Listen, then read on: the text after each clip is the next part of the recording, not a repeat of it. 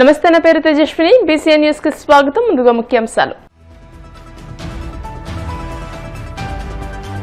హైదరాబాద్ లో రాజ్య భాషా విభాగ స్వర్ణోత్సవ వేడుకలు. హిందీ నేర్చుకుంటే మరింత బలపడతామని AP deputy CM Pawan Kalyan స్పష్టీకరణ.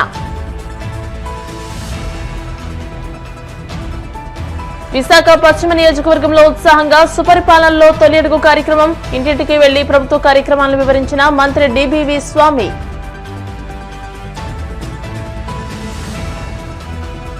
రాష్ట్రంలో హామీల అమలుతో పాటు రైతాంగానికి గిట్టుబాటు ధరలు కల్పించడంలో కూటమి సర్కారు విఫలమైంది. విమర్శలు గుప్పించిన మాజీ మంత్రి పేర్ని నాని. నెల్లూరు బారా షాహిద్ దర్గాలో రొట్టెల పండుగ ముగింపు కార్యక్రమం విజయవంతం చేసిన అధికారులు, నిర్వహణ కమిటీ సభ్యులను అభినందించిన వక్ఫ్ బోర్డు చైర్మన్ అబ్దుల్ అజీజ్.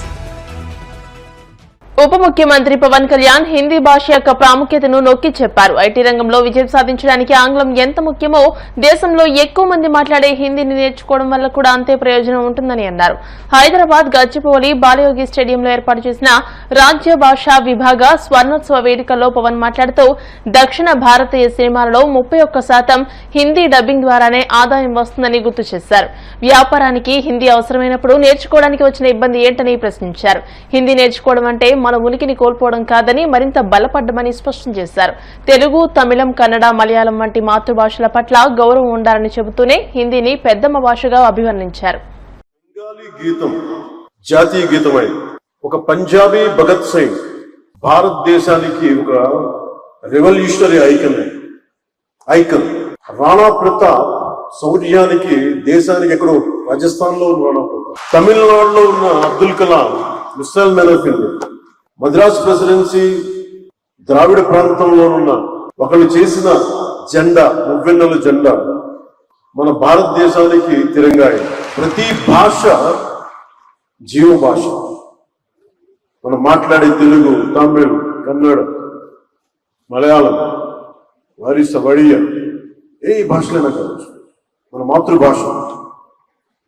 కానీ రాష్ట్ర భాష మట్టుపోయింది. ఇంట్లో మాట్లాడుకోవడానికి మాతృభాష ఉంది, కానీ మన ఇంటి సరిహద్దులు దాటితే మనకి రాజభాష హిందీ ఉంది. ప్రపంచం మొత్తం విడిపోవడానికి కారణాలు వెతుక్కుంటాం, కానీ మన దేశం మొత్తం ఈ రోజున కలవడానికి, ఏకం కావడానికి ఈ రోజున మన రాష్ట్ర భాషని వెతుక్కుంటాం. అది హిందీ అయ్యింది. నేను అలాంటి రాష్ట్ర భాష హిందీని నేను స్వాగతిస్తాను. ద్రావిడ భాషలు కావచ్చు, తెలుగు, తమిళ్, కన్నడ, మలయాళం, ఏ భాషలు కావచ్చు, దేశంలోని అన్ని భాషలు కావచ్చు, మన మాతృభాష మీద మన గౌరవం ఉంటుంది.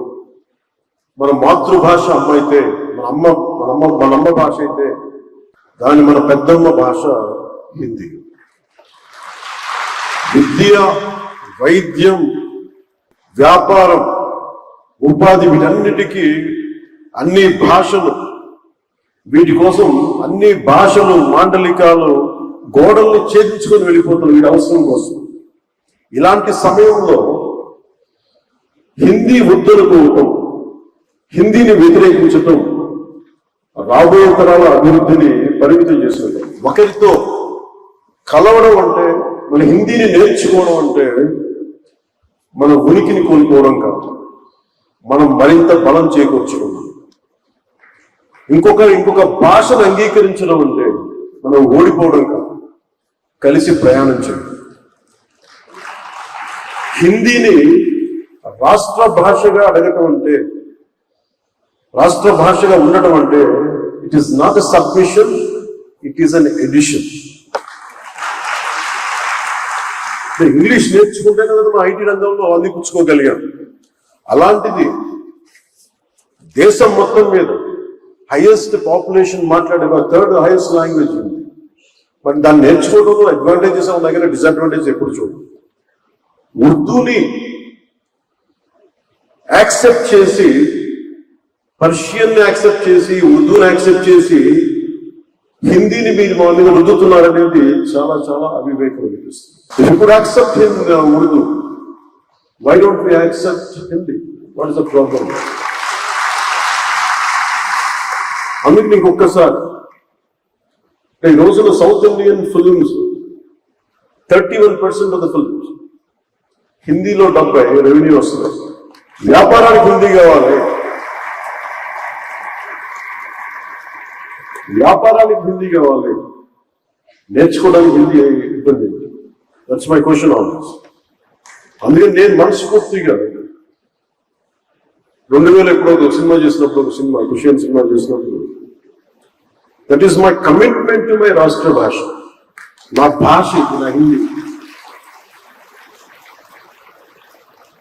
ఈ మేరా జహాన్ అని మీకు పెట్టానంటే ఆ రోజు నాకున్న హిందీ రాష్ట్ర భాష కాదు. ఇది ఎందుకు ఒక తెలుగు సినిమాలో హిందీ పాట ఎందుకు పెట్టాల్సి వచ్చిన అవసరం వచ్చిందంటే, ఇది మాతృభాష నా తెలుగు అయితే నా రాష్ట్ర భాష హిందీ చెప్పడానికి చేశాను. అందుకే నేను ఒక ఈ ప్రత్యేకమైన రోజున ఇంకొకసారి శబ్దం చేసుకుని ఈ स्वर्ण जयंती के मौके पर आइए एक छोटा सा संकल्प में हिंदी से प्रेम करेंगे, अपनाएंगे और आगे రాష్ట్ర వ్యాప్తంగా సుపరిపాలనలో తొలి అడుగు కార్యక్రమం ఉత్సాహంగా సాగుతుంది. మంత్రులు, ఎమ్మెల్యేలు ఇంటింటికి వెళ్లి ప్రజా సమస్యలు అడిగి తెలుసుకుంటున్నారు. ప్రభుత్వం అందజేస్తున్న సంక్షేమ పథకాల గురించి వివరిస్తున్నారు.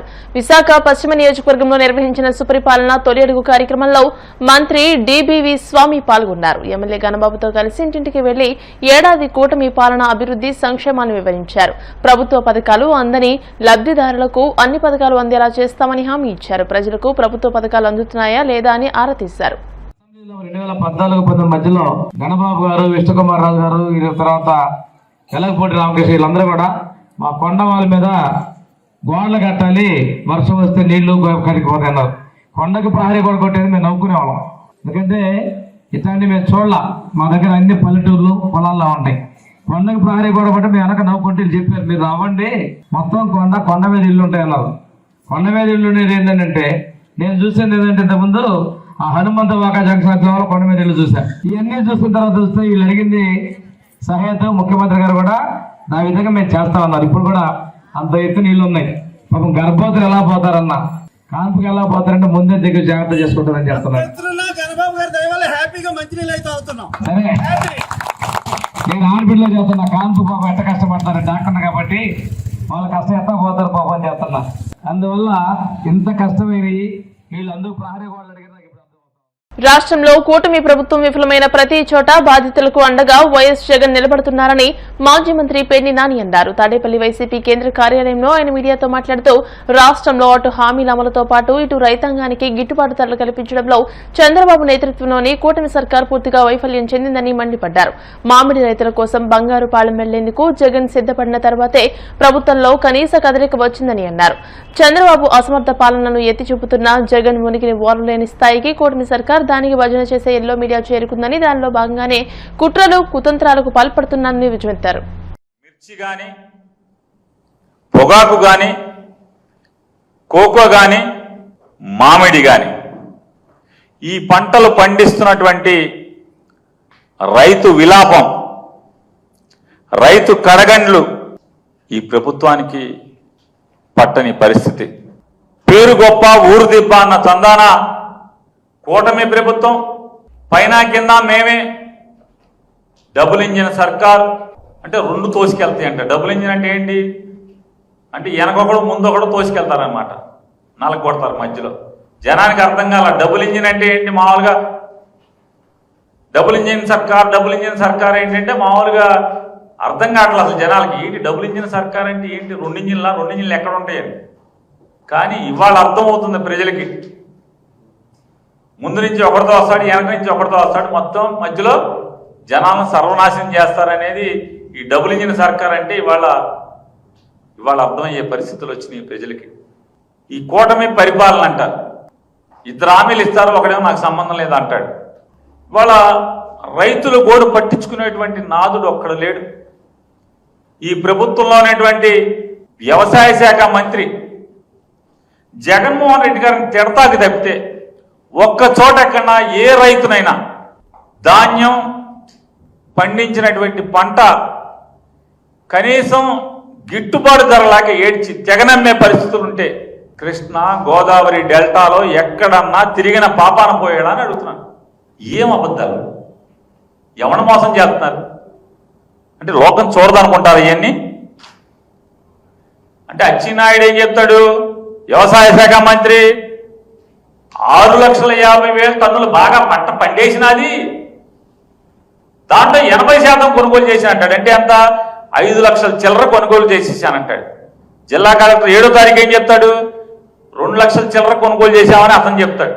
ఆ పక్కన కూర్చున్న తెల్లబట్టలు వేసుకున్న అతను ఏం చెప్తాడు, 90% కొన్నానంటాడు. అంటే 6,50,000 90% ఎంత అంటే 6 లక్షలు కొనేసామనే కదా. కేబినెట్లో తీర్మానం ఏమని, జగన్ గారు బంగారుపాలెం వెళ్తున్నాడు కాబట్టి ఆ రోజు టేబుల్ ఎజెండాగా తీర్మానం చేస్తారు. 260 కోట్లు తోతాపురి మామిడి రైతుకి 4 రూపాయల సబ్సిడీ తరపున డబ్బు రిలీజ్ చేయడానికి ఆమోదిస్తున్నాము, బడ్జెట్ కేటాయిస్తున్నాము అని చెప్పిన ఆమోదిస్తారు. వీళ్ళ సోపు చూడండి.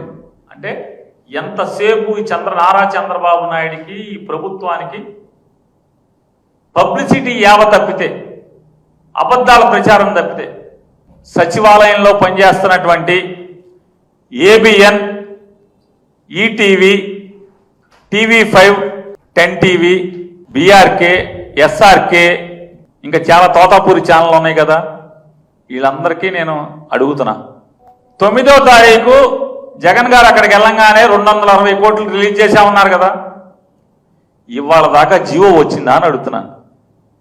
ఇప్పటిదాకా నేను మాట్లాడుతున్నంతసేపు జీవో చూపించగలరా ఎవడన్నా? మీరు ఎత్తుక్కోండి, సెక్రటరియట్లో ఉంటున్నారు కదా మీరు అందరూ. ఈ 260 కోట్లకి జీవో వచ్చిందా? ఫైనాన్స్ కాన్ఫరెన్స్ ఉందా? నిన్న రాత్రి దాకా ఫైనాన్స్ కాన్ఫరెన్స్ ఉందా? దానికి బీఆర్ఓ రిలీజ్ చేశారా? ఎవరికన్నా ఇంతవరకు ఒక్కడంటే ఈ రాష్ట్రంలో ఒక్క రైతుకి, ఒక్క మామిడికాయ రైతుకి 90%. నెల్లూరు బారా షాహిద్ దర్గాలో రొట్టెల పండుగ ముగింపు కార్యక్రమాన్ని నిర్వహించారు. ఈ కార్యక్రమంలో Waqf board chairman Abdul Aziz, TDP నేత కోటంరెడ్డి గిరిధర్ రెడ్డి ముఖ్య అతిథులుగా పాల్గొన్నారు. రొట్టెల పండుగను విజయవంతం చేసిన అధికారులకు, నిర్వహణ కమిటీ సభ్యులను ఈ సందర్భంగా వారు అభినందించారు. భక్తులకు ఎలాంటి ఇబ్బందులు లేకుండా చూసిన అధికారులకు, కార్పొరేషన్ సిబ్బందికి, పోలీసులకు, స్వచ్ఛంద సంస్థల సభ్యులకు మెమోంటోలను అందజేశారు.